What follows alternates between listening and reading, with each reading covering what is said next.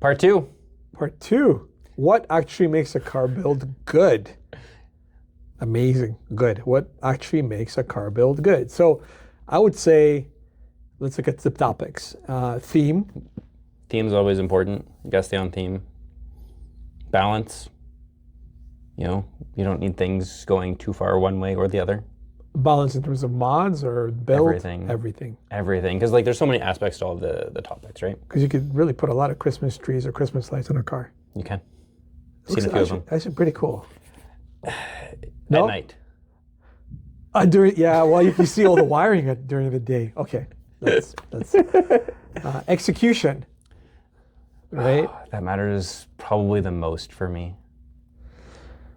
Audio, wires, loose backgrounds, just paint quality. Everything. Fit. What if you're building a rod though? I mean, you could execute You have to execute it well at that point. Even more, right? I guess. No matter what it is, like if you do a shitty version, like is anybody gonna like? But who are we to judge what's shitty or not? To our standards, we have high standards. So, rat rod. Just while we're here, if it's got fresh paint that looks immaculate, you did a bad rat rod. Right, because you're missing the point. There's got to be a That's what I mean. Like paint job. You missed it. You missed it. You missed the boat. You didn't execute. I mean, you're doing a VIP build with a roll cage, but then again, you can have GT VIP. You can have so many aspects. Let's not get too off topic. Quality over quantity. I mean, you could have 40 Amazon mods that are going to break down in a day. Yeah. Right? Or you could have one amazing... you could have 3 wings on your car when you only needed 1. So at what point, there has to be a bare minimum. I mean, one mod, like a wing, like a front lip? No, I think for any kind of like a modified car, you have to at least have 3 or 4. It has to be like wheels. Is there a set number? That's an interesting topic, actually. I wouldn't say a set number. I say... It has to be a bare minimum. For sure. But like... You could, because like, what do you consider a mod even at that point?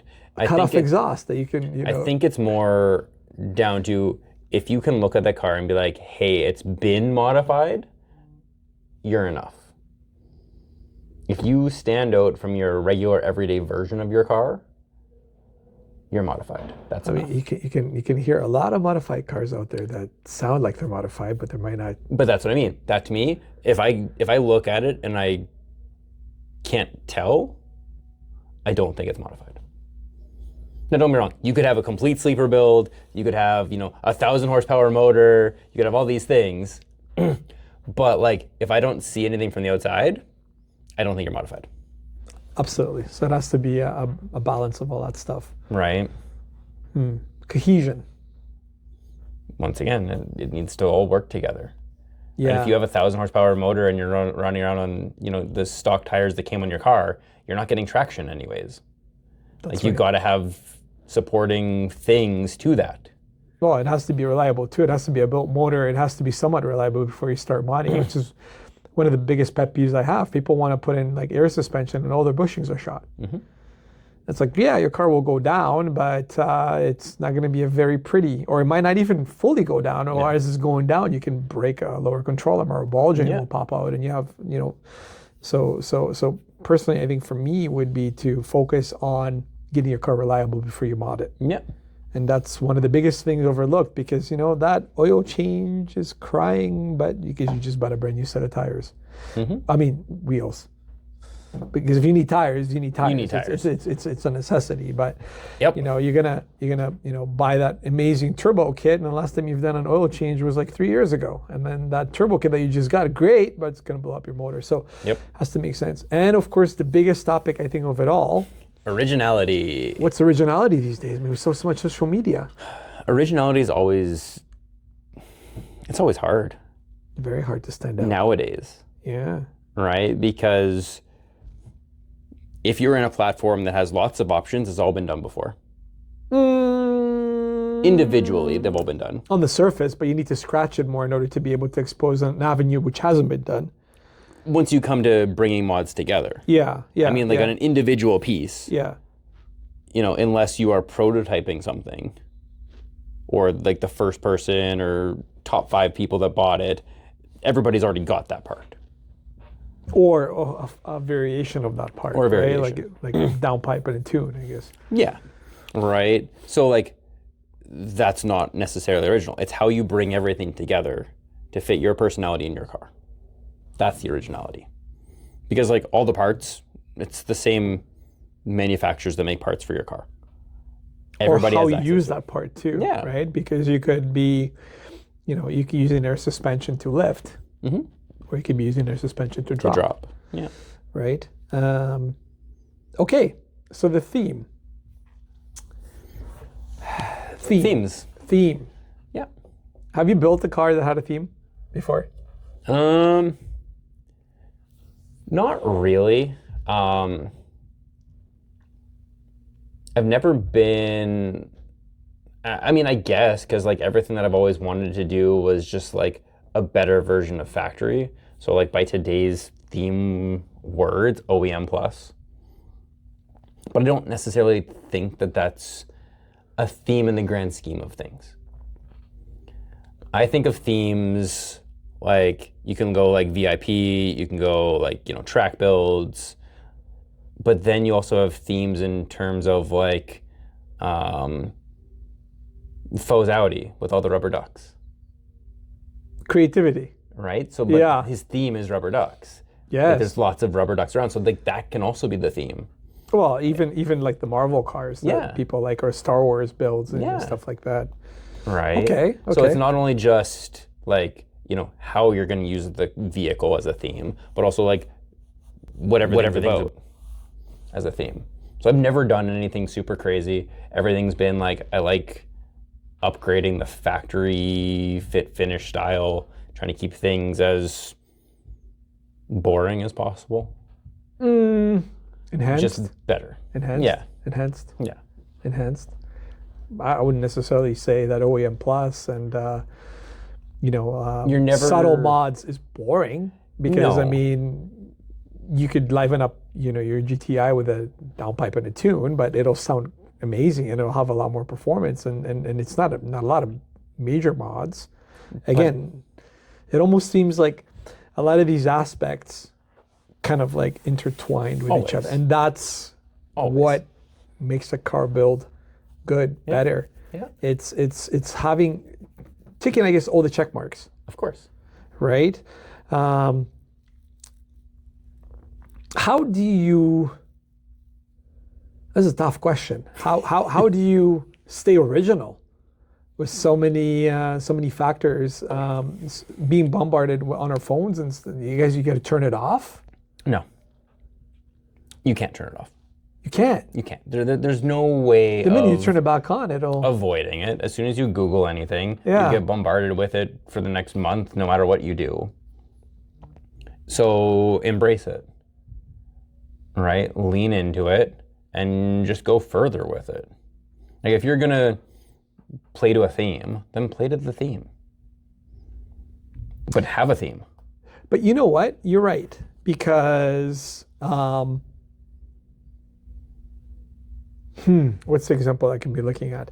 You want to stay original using, because, okay, think of it as you have a bag of Lego, but what you do with the Lego is up to you. 100%. So even though you might have a downpipe and a tune, but maybe the degree of how many supporting mods I'm going to do towards the downpipe will be different than somebody else. 100%. And that in itself is going to be that originality. The way or the combination of additional mods that you're putting in towards your build is going to make it original. So always kind of try to take it further, right? Wrap it with some heat wrap, add, an intercooler, whatever, if you're adding charge pipes and all those things, like get them powder coated, change the color. Yeah, so you could become original. It's all the same stuff, Increase the originality. just different, Yeah, by taking it a step further. right? That's a good way. Everybody's got, carbon fiber hoods. I'm gonna get one just because I've always wanted one, but you don't have to leave it full exposed carbon. You can wrap half of it. You can do designs on it to keep it original. So one of the things that I've done in order to stay original with suspension or with sort of my builds is I would I'm the type of person that I will look at everything that's out there. And then I would kind of put it together and see, this is the list of the things that are out there. And then I would be looking, well, what's missing? Or how can I improve on that? And that's how you can become original. So that's another thing. But I guess maybe what you said, it makes sense. You cannot just turn off the social media. No. Use it as a way for you to get inspired. Yeah. But not copy. No, but if you, let's just say like you've got a Honda Civic, look at other types. What do you have against Honda Civics? No, I'm just saying that like if you have a Honda Civic, look at like the Ford Focus RS community and see what they're doing that's cool in their area, and find if there's a way to bring some of that you like from them over into the Honda world.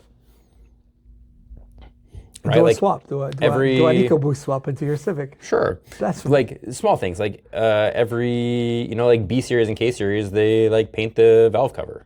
But I've seen a lot of Golfs that have K Series swaps. I mean, K Series the world now, and 2JZ the world. So but you don't have to go full motor swap, but just things from like how they tune their cars, because every small subsection does things differently. Absolutely, but use those aspects and make it your own. Yeah, make it your own. You don't have to like just stay in like the Honda world and everybody like puts a K Series in something. You can go and do something different. It's completely out there. Like there's, yes, in the Honda world you have to do different things if you go outside of Honda Motors, but like there's options. Are you ready for the next one? The tough Always. One? Okay. Quality over quantity. This is the spicy one. This is a spicy one. Why do you think it's spicy? Because you have to, like we were talking about, have so much done to your car before it looks to be modified. Noticed. Right. Right? So let's just say that you have a $10,000 budget and one person spends $10,000 on one mod and this person spends $1,000 on 10. Which car is more modified? Right, that's a tough. The one that has 10 mods, in theory. No, it has quantity of mods. Yes, but it's more modified. Yes, according to a judge sheet at a car event, yes. It is more modified. Yes. But the one $10,000 mod is top tier, everybody wants, it's a bigger mod. I think most people would appreciate that. Like, let's just say like a motor swap as an example. Okay. Obviously, it's probably more money than that. Yeah. As opposed to somebody that has like, a carbon hood and a carbon fender and like some wheels and like some lowering springs and all that stuff. A motor swap is going to get more attention from the people that know cars. Depending what community you expose it to. Okay. In which way? Well, I mean, if you have a motor swap, you're appealing to the people that care about motor swaps. What if I don't care about a motor swap? I mean, fair. Sorry, No, it's fair. So I guess where my point of view on it is if you know cars well enough to know that motor doesn't belong in that car, you are going to respect the effort that took, especially if it's done well. You're going to look at the journey and the work. You can respect it versus somebody that just slapped on a bunch of things. No matter... Execution? Yeah, like a really well done motor swap versus somebody that, just did a bunch of like dumb little things to their car, even though the car looks completely different. Mm-hmm. Like a body kit and a carbon hood versus a full motor swap, same price spent. I think the motor swap gets better, feelings from people. I think they'll appreciate it a little bit more. You can't really drive your carbon hood. You can drive with it. With the built motor, you can go for a nice faster. So you're saying like the quality of the modifications would matter. Now, then you can get into the quality of execution of it as well. Well, the quantity, you could have like mods per square inch. Builds, mods per square inch. Yeah, and mods. I don't know. Like we said, like you have to have a certain amount of modifications done to your car. It's like that person that comes in with like a million keys and just, I don't know, for a million different doors, but they never get anywhere. And then you have that one person that has one key that gets them to the door. It's like, man, I mean, at all these events, you have like these cars that have like LEDs and interior and it I understand like when you have every aspect kind of touched in a like a beautiful way, whereas it's like I'm just doing interior mods, like neck pads and all this and all that, and just it's too much. Sometimes it's too much. It can get to that point. 100%. And then if it's not enough, which is what you said, is you hardly noticed. Yeah. So there has to be a balance. Yeah. Has to be a balance. Has to be a balance of kind of the theme. Has to be a balance of the execution, because if you do have all these mods, they have to be reliable to some degree. They have to be executed well, otherwise your stuff will catch fire. Yeah. You have to get good quality suspension that's looked after. You got to make sure that your car is maintained. Otherwise, you're gonna put on all these great mods, and your car is gonna break down the street. Yep. And if you do have to do the quantity, focus on at least the quality to be there. I would always say focus on the quality first and foremost, and over time, the amount of quality mods you have is going to grow. Yeah, then I guess maybe you're going to realize that you don't really need to have the quantity if you have the quality. You don't need 100 things to really enjoy your car. I don't think if they're all done well. Yeah, absolutely. And then you have the whole aspect of cohesion where, all these mods, support the build's personality. As a prime example, like color. You can't have, green underglow and then like purple strobe lights under your hood and pink, tail lights and. Really? Yeah, it's all got to be cohesive. It's got to be the same. I don't mind it. No, it's got to be the same. It's got to be the same. It's got to be the same. Okay. I don't care what color it is. I don't even care if it flashes RGB, as long as it's all the same. It doesn't have to flash in sync for me. But if you have RGB that's flashing through the colors and you have some solid color stuff, no. I think if you're just picking the colors of the different LEDs just for the randomness of it, it's going to look like it's slapped. But if you focus on the themes of certain things and how like they kind of go with together, like if you're going to be doing a Christmas theme, you're going to have green and reds. Yes, but if everything is red and green, then it all comes together. Yeah, if makes every sense. Single thing is a different color, I mean, unless you have the Harlequin. Yeah, but even then, you're going to still tie it into something that's close to that. Yeah, for sure. And it's a Volkswagen thing too, right? If your hood is blue, anything around your hood should be blue. Well, I mean, it's like those cars that have multiple different panels, like drift cars, are not fully. Yeah, but people go, it's a drift car. But then you go to Japan and you see their drift cars and they're so nice. Yeah, the problem is that like the drift cars here get beat up and banged up and all those things. There's no point in like having it be perfect. But why do the Japanese have it perfect? Because they're in Japan. The expectation over there is a lot higher. Just based on their culture. It originated there. We just took it, and we're doing our own little remix of it. And we're still very new into it in the grand scheme of things. Yeah, I mean, we always will be. We're always kind of. We're always a lot of the behind. drifters will always kind of look towards, I guess, Japan. I mean, I don't know enough in regards to drifting to be able to comment on that. Like if you look at like the pro drifters, like out of the States and everything, their cars are immaculate, right? But you end up looking at all the amateurs. They're not. Well, everybody has to start somewhere. For sure. But it's also not worth, repainting your car every week after you banged it off your buddy's car. But some people go to that extent. It just really depends how much you're. The pro guys have 10 bodies that they just can swap a panel. Your amateur guy doesn't have that kind of money. No. Okay. So I guess it's a combination of all those aspects. Cohesion. It just needs to fit together. Yeah. And that's what makes, at least in our eyes, a car build good. Right? But Stands out. don't get me wrong, like that can even go far. Like we were talking about like a superhero theme. Yeah, like Marvel. So like you could do different superheroes in different areas. For sure. It's still a theme. Yeah. If you do Marvel here and then you do like Sesame Street here. Yeah. Not cohesive. But how many times you go to an event and it's like, well, this guy did a Spider-Man theme. Well, I'm going to do like somebody else. Or I'm going to do like Batman theme and stuff like that. Go for it. But a lot of people are like, are like, because he did that, I'm going to do something else. It's like, are you doing it because they did it? Or are you doing it because you really, really wanted to? Well, I really wanted to do the Spider-Man, but he took it, so I'm going to do the Batman. Then maybe don't do a Marvel theme or like a superhero theme, right? I guess. But if you're going to do it, make it cohesive. Right. Do it right. Make it cohesive. Do it right. Do it nice. Right. What do you guys? But this leads into originality. Yeah.